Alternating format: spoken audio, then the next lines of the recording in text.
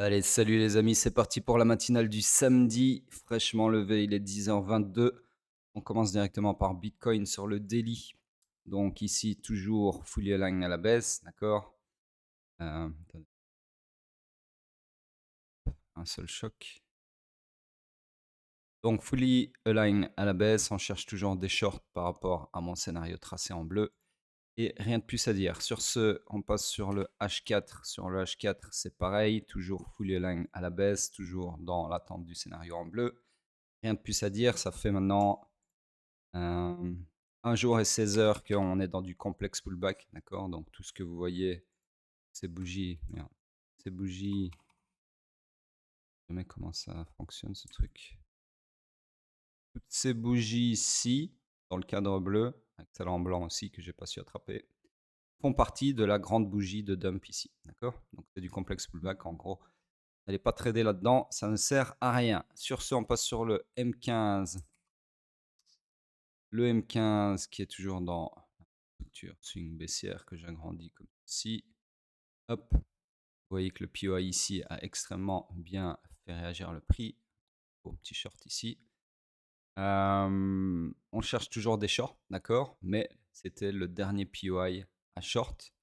Il n'y en a plus d'autres, mais il y en a encore un du coup, le dernier ici.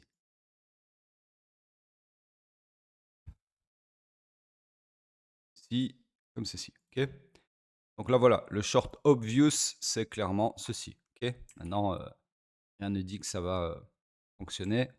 Il faudra raffiner au moment de la mitigation ici, si mitigation il y a, parce qu'on pourrait très bien partir comme ça aussi, bien évidemment. Sur ce, je m'entends pas grand chose pour aujourd'hui, peut-être demain éventuellement.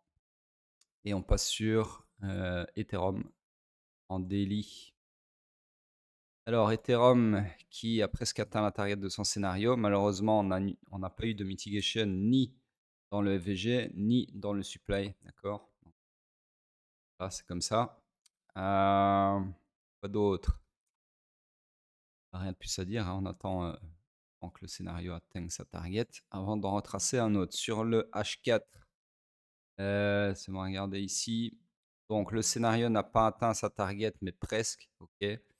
On a retourné l'order flow à la hausse. Donc là, pour le moment, bah, le scénario est invalidé. On ne cherche plus des shorts, mais bien des longs. Et donc, nous sommes toujours dans une structure swing baissière. Structure interne, bah, on peut avoir une structure interne haussière ici. Et BESH4. Ce serait donc retourné à la baisse ici, dans laquelle nous sommes toujours. Order flow haussier, donc on est dans le high pullback qui peut aller maximum jusqu'au haut protégé du swing run final. D'accord. Donc sur ce, on cherche des longs. Malheureusement, vous le voyez ici, depuis qu'on a choqué à la hausse, il n'y a pas de POI à long. Ok. Et en plus de ça, c'est bon, regardez. Non, j'ai rien dit. Donc, ouais, on avait eu, enfin si, je peux vous le dire, on avait eu un choc sur mèche. Ensuite, pendant 1, 2, 3, 4, 5 bougies, on n'a pas eu de follow-through, c'est-à-dire on n'a pas été foutu de clôturer un corps de bougie au-dessus de ce point de choc, d'accord. Et au final, il y a la bougie précédente a été capable de le faire. Donc, on a une confirmation de cet order flow comme étant pertinent et qui pourrait aller un peu plus haut dans le FVG du coup. D'accord. Sur ce, rien de plus à dire sur Ethereum. On passe sur Hype, puisqu'on est samedi. Je fais Hype tous les samedis. Donc Hype en daily. Ici, laissez-moi regarder ce que j'avais. Donc on était dans le swing pullback, on cherchait donc des longs, d'accord. Au final, ça appartient pas au daily. Au final, on est bien revenu dans le POI et vous voyez que la bougie qui est revenue dedans est revenue avec un momentum assez violent. Donc, je suis quasi sûr que si on descend sur les low time frame, il n'y avait pas de setup de long là-dedans. Donc, tout ça pour dire que scénario invalidé, mais on cherche toujours des longs, d'accord. Donc, en fait, ce qui s'est passé, c'est que le premier POI ici s'est fait transpercer, mais en dessous, il y avait ce POI là, d'accord, duquel on est en train de réagir pour le moment. Donc, ça veut dire que le scénario qu'on peut attendre maintenant, c'est bien évidemment un truc comme ça. Ok. Alors maintenant, attention, que nous sommes dans une structure swing baissière qui a effectué l'amplitude maximale de son swing pullback puisqu'elle a été sweepée le strong high, qui était censé tenir et qui a tenu, comme vous le voyez. Ici, hein, je parle, strong high, ceci. Et donc la suite, c'est un swing run final pour perpétuer la structure baissière, encore une fois, d'accord, jusqu'à ce que le marché nous prouve que ce n'est pas le cas.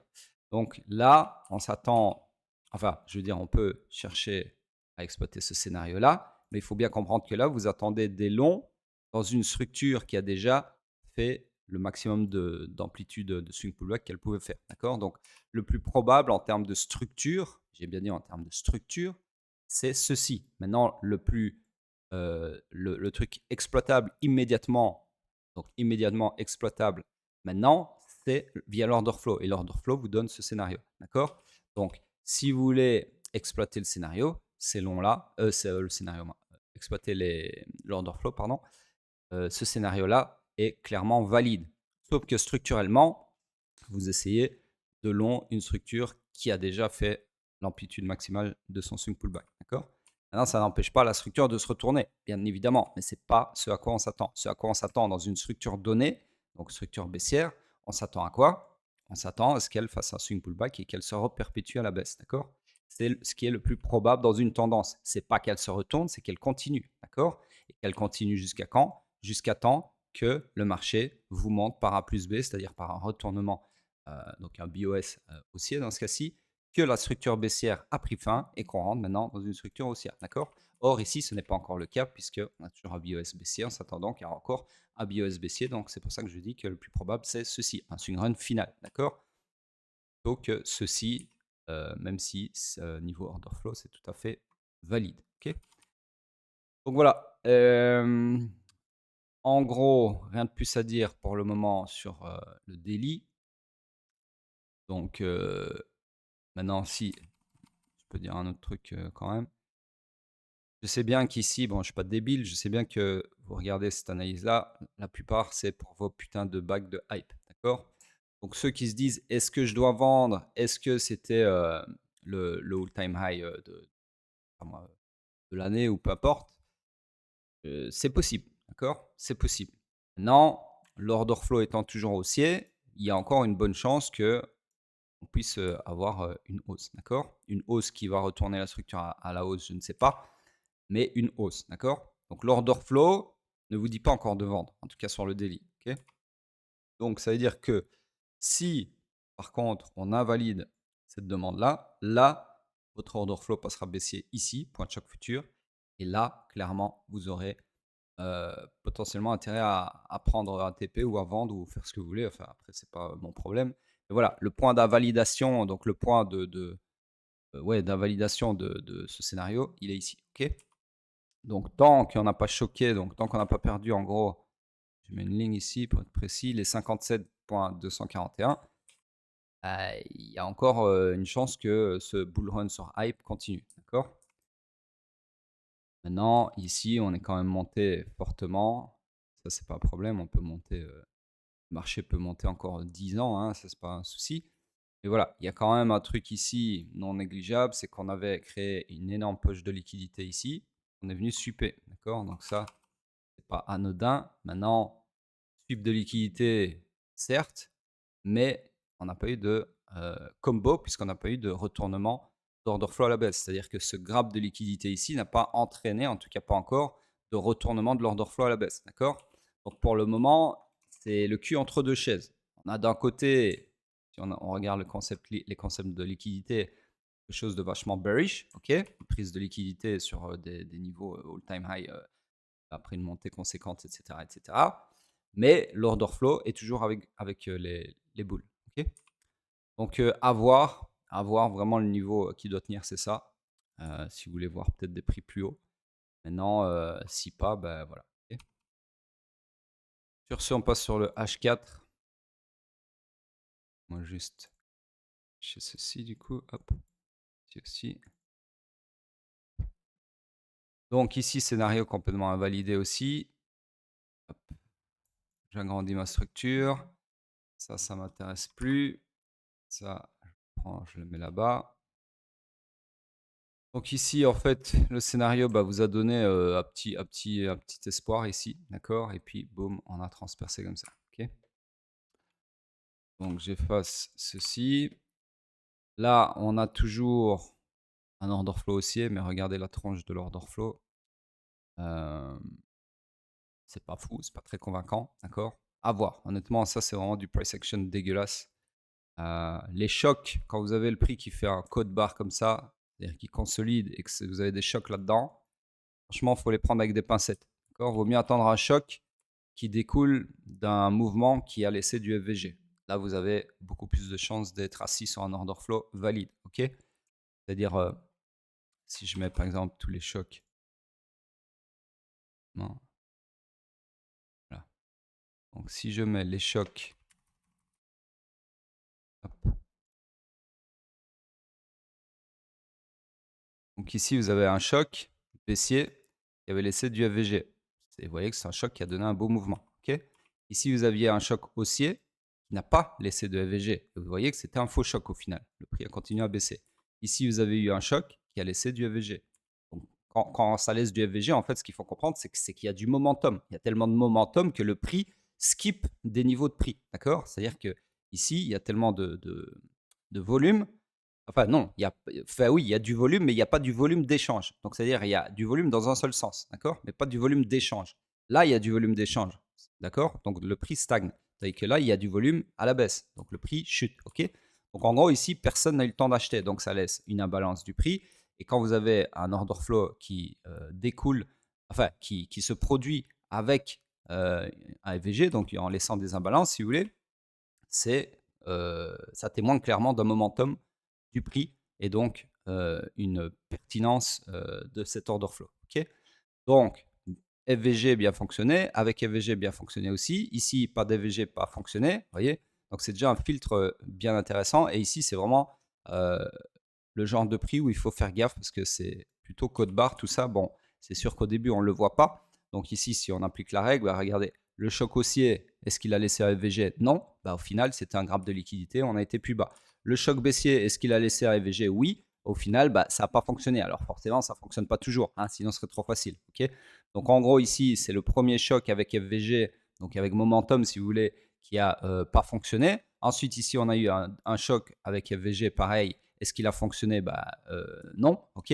On ne peut pas dire qu'il ait fonctionné, puisque derrière, on a eu un deuxième choc. Celui-ci sans FVG, parce qu'il n'y a pas d'FVG là-dedans.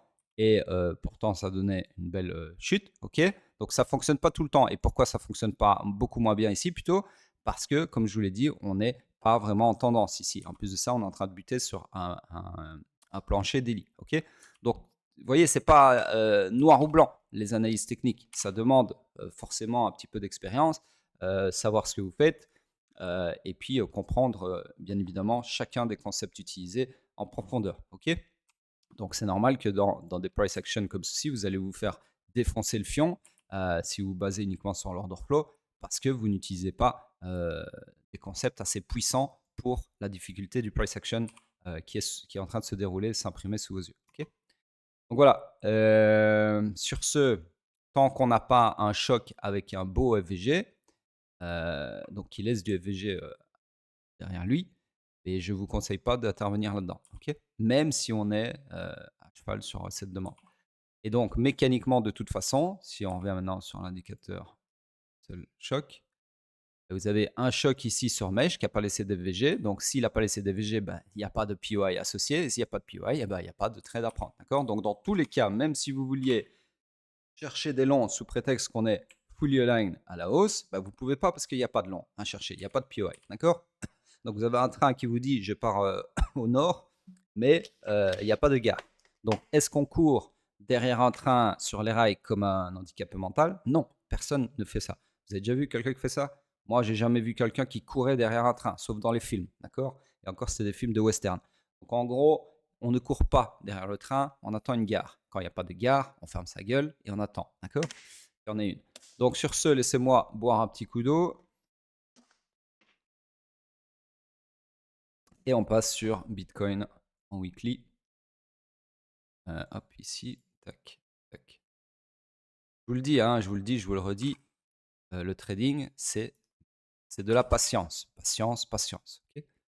Ce n'est que ça. Vous êtes payé, nous sommes payés, je suis payé, vous êtes payé, tout le monde est payé pour être littéralement patient. En fait, ça va même plus loin que ça. Vous n'êtes pas payé pour être patient, vous êtes payé pour attendre, d'accord? Vous avez déjà vu un job où on vous paye pour attendre, vous? En fait, c'est le job le plus facile du monde, mais on le rend difficile parce qu'on n'est pas foutu d'attendre, d'accord? C'est ça, en fait, le problème de la plupart des traders. C'est que les mecs sont littéralement, bon, une fois bien évidemment que vous avez une stratégie prouvée profitable, hein, que vous avez backtesté dans tous les sens, etc. Ben, la suite de votre job, c'est une fois que vous avez ça, c'est d'attendre en fait. Attendre que votre setup se pointe le bout de son nez et puis appuyer sur les putains de boutons à la con. C'est ça le job, d'accord? Mais on n'arrive pas à faire un job caca pipi parce que nos émotions prennent le dessus et parce qu'on n'arrive pas à attendre. Parce qu'on croit qu'on est plus malin, donc on se prend pour l'œuf plus malin que la poule, hein, qui croit qu'il voit un mouvement avant qu'il arrive. Et au final, ben, en jouant à pas Somstradamus, à Nostradamus, eh bien, on se prend des sodomies sur le marché à tort et à travers. D'accord? Et c'est ça. C'est uniquement ça. Si vous avez, ici je m'adresse aux vrais semi-professionnels, attendez, pardon, qui tiennent un journal de trading, je vous mets au défi, je vous mets au défi de retourner lire votre journal de trading. Donc là où vous avez consigné tous les trades que vous avez pris ces derniers mois, ces dernières années, peu importe, depuis quand vous le tenez, d'accord? Mais si vous le tenez sérieusement, c'est-à-dire pas un journal de trading pour faire beau où vous notez que les beaux trades et chaque fois que vous prenez des trades de merde, vous les notez pas, ça c'est pas un journal de trading, d'accord? Ça c'est un journal d'ego, ça ne sert strictement à rien. Vous pouvez en faire une boulette de papier et l'enfoncer votre trou de cul, ça sert à rien, d'accord? C'est pas ça qui va vous faire progresser. Noter, consigner tous les trades gagnants, ça ne sert à rien, d'accord? À part vous branler dessus, je vois pas ce que vous pouvez faire. Donc, si vous avez un journal de trading où vous consignez tous les trades de merde, les trades de cas d'école, tout ce que vous voulez, je vous mets au défi d'aller voir toutes vos pertes. Et pour autant que vous notiez, bien évidemment, si le trade était dû à un FOMO, je sais pas moi, ou des trucs qui découlent des émotions, bah, vous allez voir, faites le compte. Moi, je l'ai fait sur mon journal de trading. Je peux vous dire qu'il y a un paquet de trades. Et c'est ça qui m'a fait grandement progresser, c'est d'aller voir en fait, d'aller constater, c'est ça le mot que je cherchais, d'aller constater que 90% de vos pertes dans votre journal de trading sont dues à des émotions, rien d'autre, d'accord? C'est logique parce que si vous avez une stratégie qui est sur le papier, donc dans les backtests, gagnante, c'est-à-dire que c'est une stratégie, vous avez, je sais pas moi, des centaines de trades, voire des milliers, qui vous dit, voilà, sur le papier, tu es profitable. La stratégie que tu appliques, elle te fait sur le long terme gagner du pognon. Mais que votre journal de trading où vous appliquez cette même stratégie, lui, n'est pas gagnant. Vous n'êtes pas profitable. Mais ça peut venir que d'un endroit, de ce qu'il y a entre la chaise et le clavier, c'est-à-dire vous, le gros noob, d'accord? Donc, et le problème de vous, c'est quoi? C'est vos émotions, tout simplement. Une fois, je répète, une fois que vous arrivez à mettre vos émotions en check, donc comment dire, à gérer vos émotions, tout simplement, sur le marché en tout cas. On ne vous demande pas d'être un robot jour et nuit. On vous demande d'être un robot, en tout cas le plus possible, quand vous êtes devant votre écran de trading. D'accord? C'est pas 24 heures sur 24. C'est quoi? Je sais pas, une heure ou deux ou trois max par jour. Ça dépend des jours. D'accord? Il y a des fois où je passe 10 minutes sur les charts. Il y a des fois où je passe 3 heures. Ça dépend des opportunités, de plein de choses. D'accord? Donc, en gros, une fois que vous arrivez, et là, c'est vraiment le secret en fait de la profitabilité, tout simplement, que je vous donne. Alors tout le monde le connaît, hein, c'est pas compliqué. Je vais pas vous révéler un vrai secret, mais c'est un secret que s'il est appliqué, c'est le vrai secret. C'est simplement d'arrêter d'injecter vos émotions dans vos trades, tout simplement, dans votre processus de prise de trade.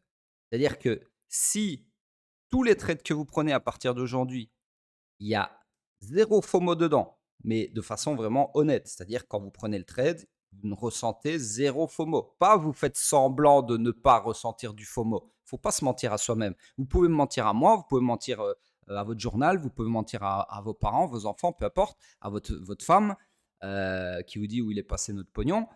Mais vous ne pouvez pas vous mentir à vous-même, d'accord? Donc sans vous mentir à vous-même, je vous garantis que si vous arrivez à prendre des trades à partir d'aujourd'hui qui sont dépourvus de toute émotion, alors je vous cite les émotions principales qui font perdre du pognon, il y en a 4 ou 5, d'accord? Qui reviennent tout le temps, tout le temps. C'est un, le FOMO, on le connaît tous, d'accord? La peur de manquer une occasion. On se dit: «Ah, le prix il va partir sans moi». OK, ça c'est FOMO. 2, alors c'est FOMO et impatience, on croit que c'est pareil, mais c'est pas pareil. FOMO, c'est la peur de manquer une occasion qu'on croit qui est là, mais que peut-être elle est là, peut-être elle n'est pas là, c'est pas grave. Mais le FOMO, c'est cette émotion-là. L'impatience, c'est plutôt les traits d'ennui. C'est-à-dire quand vous êtes là toute la journée, vous passez 3 heures sur le graphique et vous voyez pas d'opportunité. Et là, vous devenez impatient. Et c'est là où vous allez prendre des traits de merde, des traits d'ennui en fait, qui sont liés à l'impatience en fait. D'accord? Donc, FOMO, impatience, revenge, ouais, ouais, ça c'est le pire. Moi, personnellement, c'était le pire que j'ai eu. Celui que j'ai eu le plus dur à canaliser, c'est celui-là, les traits de revanche, parce que je suis quelqu'un qui déteste perdre. Alors vous allez me dire, ouais, mais moi non plus, j'aime pas perdre. Oui, ok, personne n'aime perdre, mais moi, je sais pas si vous avez remarqué, mais voilà, je suis un compétiteur dans l'âme. Je vis très mal la défaite, d'accord? Je déteste perdre. Donc en gros, les traits de revanche, ok, donc on est à 3. Et puis il y en a encore un que j'ai oublié, je sais plus. Bref, d'accord? Mais il y a encore plein d'émotions, hein. Mais en gros, ça, c'est les 3. C'est vraiment le FOMO, la revanche et la patience, OK? Donc les traits d'ennui. Donc si vous arrivez déjà à amputer ces 3-là, il ne reste plus grand-chose, hein, OK? Donc, si vous arrivez à prendre des trades qui sont vraiment neutres par rapport à toutes ces émotions que je vous ai citées et d'autres qui ne me viennent pas en tête là maintenant tout de suite, vous allez voir, mais vraiment un bond phénoménal, et je pèse mes mots, dans votre profitabilité. En fait, c'est tout simple. Je vais même vous le donner en mille. Vous allez passer de non profitable à profitable. Il y a énormément de chances que ça se passe comme ça. Juste en amputant ces putains d'émotions de tout votre aide. C'est-à-dire que chaque fois que vous allez appuyer, alors faut le faire en live, faut être capable de le faire. C'est là où c'est dur. Parce que c'est soit votre cerveau et vos émotions ils prennent le dessus, ok? Enfin, c'est plutôt soit vos émotions prennent le dessus sur votre cerveau, ou soit votre cerveau, c'est-à-dire vous, prennent le dessus sur vos émotions, d'accord? Et leur disent ferme ta gueule, c'est moi le trader, c'est pas toi, ok? Donc une fois que vous arrivez à faire ça, si à chaque fois que vous appuyez sur le bouton, sur le trigger, sur la gâchette, vous arrivez à le faire sans que ce soit quelque chose qui découle de ces émotions, bah là, vous allez être profitable du jour au lendemain. Je le redis, je pèse mes mots, je le sais parce que moi, ça m'est arrivé. Du jour au lendemain. C'est-à-dire, hier, vous n'étiez pas profitable, aujourd'hui, vous l'êtes. Maintenant, il faut arriver à garder le cap pendant des années, pendant des mois d'abord, d'abord des jours, d'abord des semaines, des mois et puis des années, d'accord? Et là, vous êtes non seulement profitable, parce que devenir profitable, quelques jours, c'est à la portée de tout le monde. On sait canaliser ses émotions, pour un jour ou 2, d'accord? Mais la vraie profitabilité, c'est sur, comment est-ce qu'on appelle ça? C'est la consistance qui la détermine, d'accord? Donc être profitable de façon consistante, ça veut dire que c'est quelqu'un qui a réussi à mettre en check ses émotions, de façon consistante, et là, c'est beaucoup plus dur, d'accord? Donc c'est pareil, c'est un exercice, c'est une gymnastique cognitive ou de l'esprit ou ce que vous voulez. C'est comme à la muscu. Vous pouvez pas arriver, et être musclé directement. Ça se travaille via les répétitions, d'accord? Donc ici, c'est pareil, c'est-à-dire vous allez canaliser vos émotions pendant quelques jours, peut-être pendant une session, hein, pour les cas les plus avancés du mec qui n'a jamais réussi à faire une seule session, sans émotion, d'accord? Puis après 2 sessions, puis 3, puis 4, et cetera, et puis après vous allez tenir sans aucune émotion dans votre trading pendant une semaine, et là, c'est déjà un gros cap. Et puis après, vous allez réussir, peut-être vous allez rechuter, hein, il y aura des rechutes forcément. Euh, et puis vous allez tenir pendant peut-être la fois d'après, vous allez faire un strike sans émotion. En fait, c'est des emotionless strikes, d'accord? Donc, c'est-à-dire, c'est je sais pas comment dire en français, mais des, euh, des strikes, hein, tout le monde comprend un strike, hein, des strikes sans émotion. Et donc, plus le strike est long, avant le prochain tilt, parce que vous allez avoir des jours où vous allez tilter. Même moi, à mon niveau, bien évidemment, je reste un être humain, bien évidemment que une fois au bout d'une lune, je vais tilter, d'accord? La dernière fois que ça m'est arrivé, c'était il y a pas longtemps d'ailleurs, la date dans mon journal de trading, c'était, le 12 juin. Vous voyez? Donc c'était il y a 15 jours. Mais avant ça, ça m'était plus arrivé depuis un petit moment, d'accord? J'ai pas la date ici sous les yeux, mais voilà. Donc en gros, si vous tiltez une fois par mois, par exemple, bon après il y a tilté et tilté, hein. Si vous ti Moi mes tilts à moi, c'est genre j'ai pris un trade de merde qui m'a fait moins un R. Donc c'est des tilts que je sens même pas en fait, d'accord? Donc et ça m'arrive rarement. Donc là c'était quoi? J'arrive pas à lire, OK. J'avais fait, le 12 juin, j'ai pris un trade revanchard parce que j'ai fait une perte juste avant. On va regarder la perte, elle découlait de quoi? Ouais, j'ai fait une perte juste avant et donc j'ai repris, sur la même paire, j'ai repris un trade, pensant que cette fois-ci ça allait aller et c'était clairement un trade revanchard et j'ai repris une perte, d'accord? Donc du coup, ça va. C'est des tilts, mais ça ne comment dire? Ça n'affecte pas mon résultat du mois, d'accord? Il y a pas trop, j'aurais pu faire un R de plus, ce mois-ci, voilà. Si j'avais pas, pris ce trade revanchard. Par contre, si vous tiltez, donc s'il y a des mecs, ils tiltent jamais. Par contre, quand ils tiltent, attention, les mecs ils cassent tout, d'accord? C'est-à-dire, ils fument leurs comptes, ils fument, même 5-10 comptes, ils ont des prop firms et cetera. Ça, c'est très problématique, bien évidemment. Il y a aucun intérêt à être, nickel, faire un strike sans émotion pendant, je sais pas moi, 1 mois et puis pendant un jour, une session, vous faites, de la merde et vous fumez tout le travail que vous avez fait, sur le mois passé. Ça, c'est très problématique, d'accord? Donc, faut pas non plus emmagasiner les émotions et puis tout lâcher d'un coup, un jour où vous avez mal dormi, ou vous êtes, de mauvaise humeur ou peu importe et là et vous fumez tout ce que vous avez fait, pendant votre, bonne période, votre période faste. Ça, c'est un gros problème aussi, d'accord? Donc tilter, c'est pas grave, mais il faut, savoir limiter la casse quand ça arrive, d'accord? Donc en gros, le take away, c'est quoi? C'est le but, c'est de trader sans émotion, de ne jamais tilter, mais vu qu'on est des êtres humains, moi y compris, hein, heureusement, il y a des jours où vous allez tilter, c'est inévitable. Même des mecs, qui font des millions, tous les jours en tradant, il y a des jours où ils vont tilter. C'est inévitable, on est des êtres humains. Mais ces gens-là, et là je me mets dedans, savent que quand ils tiltent, ils savent limiter en fait le tilt. Vous voyez ce que je veux dire? Donc moi ce jour-là quand j'ai commencé à revenge, j'ai arrêté, c'est fini. Voilà, j'ai fait mon revenge, et puis stop. Parce que je sais, me reprendre en main pendant le tilt et ça c'est encore un autre skill ça. D'accord? Parce qu'il y en a quand ils tiltent, ils voient rouge et il y a plus rien qui compte. Ils s'en battent les couilles, hein, tout y passe, d'accord? Moi, c'est fini ça. J'ai eu des phases comme ça il y a des années où, je crois que mon pire tilt, j'ai fait -14 R en un jour. Là, j'ai vraiment, tout cramé, d'accord? Ça m'est arrivé une fois, ça m'a fait très mal pendant très longtemps, mais voilà, vous êtes obligé de passer par des phases comme ça. Enfin, il y en a qui ne le feront jamais parce qu'ils je sais pas, ils arrivent, mieux que d'autres à contrôler leur, frustration. Mais voilà, en gros, chacun est différent. Mais le but, je vous l'ai donné, le vrai secret, c'est ça. C'est pas, je vois des mecs qui cherchent des nouvelles stratégies. Vous savez pourquoi en fait ça marche tellement le comment on appelle ça, là, formateur, etc., les vendeurs de formation et tout ça. C'est parce que ces gens-là jouent sur quelque chose qui fonctionne très bien chez les gens qui sont pas profitables et qui galèrent depuis des années, en trading. C'est que ces gens-là, ils sont persuadés que c'est leur stratégie qui n'est pas profitable, alors que c'est pas le cas. Donc dès qu'ils voient quelqu'un qui vend une formation et qui dit qu'il est profitable, nanana, peu importe qu'il le soit ou pas, c'est pas ça le problème. Bah, eux, en fait, ils se mentent à eux-mêmes en se disant: «Ah, mais en fait, c'est parce que lui, il sait vraiment comment trader et moi, je ne sais pas».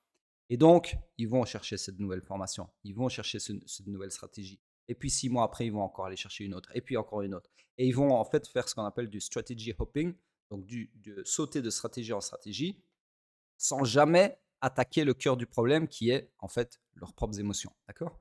Je vous le dis, clairement, à l'époque, j'étais persuadé que il y avait qu'une façon de trader qui était rentable.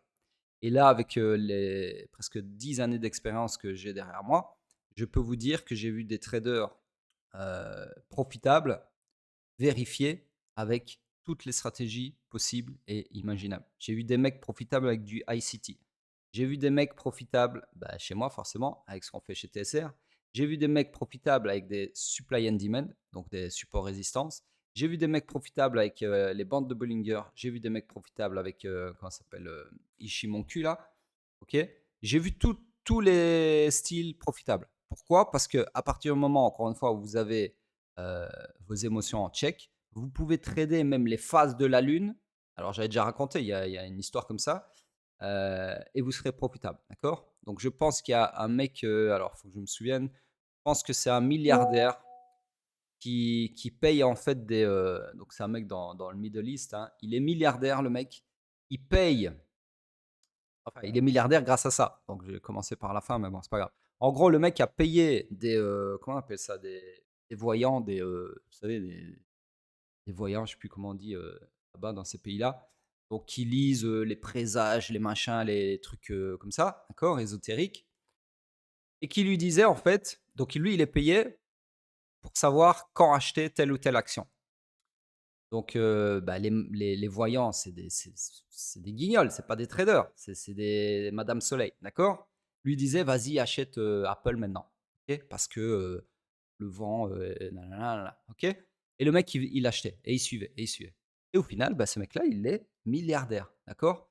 Donc, la preuve que même une stratégie de merde comme ça, ou les phases de la lune, ou ce que vous voulez, bah, une fois que vous avez une bonne psychologie, c'est quelque chose qui peut être profitable, d'accord? Pour autant que la stratégie ait un edge, ok? Donc ici, c'est un exemple extrême, bien évidemment, mais voilà. En gros, le cœur du problème, c'est les émotions, ok? Bref, sur ce, j'arrête cette parenthèse pour le moment. Je reviens sur ce que je disais sur le weekly. Je pense que j'avais pas encore commencé. De toute façon, il n'y a rien à dire hein, de plus que ce que je vous ai déjà rabâché au fil des jours. Donc voilà, j'attends toujours, comme je vous ai expliqué hier, je pense, c'était hier, de long en large, la suite du scénario. Sur ce, peut-être que... Ça va regarder un truc.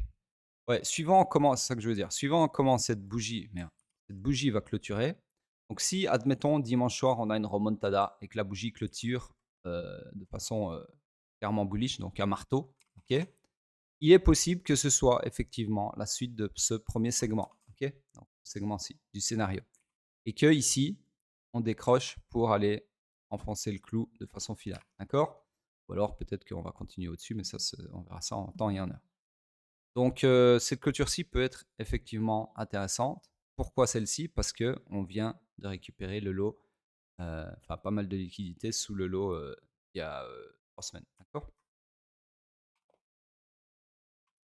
Voilà. Par contre, si ça clôture de façon bearish, si on clôturait par exemple comme ceci, ou encore mieux, si le corps de la bougie clôturait sous le point de liquidité ici, bah là c'est clairement plus un graphe de liquidité suspecté, pardon, et donc clairement la semaine d'après, pardon, je m'attendrai à une continuation de la baisse. Ok, et donc ça voudrait dire qu'on est déjà dans ce segment-là et qu'il n'y aura pas de mitigation avant la prise de liquidité ici, si prise de liquidité il y a bien évidemment.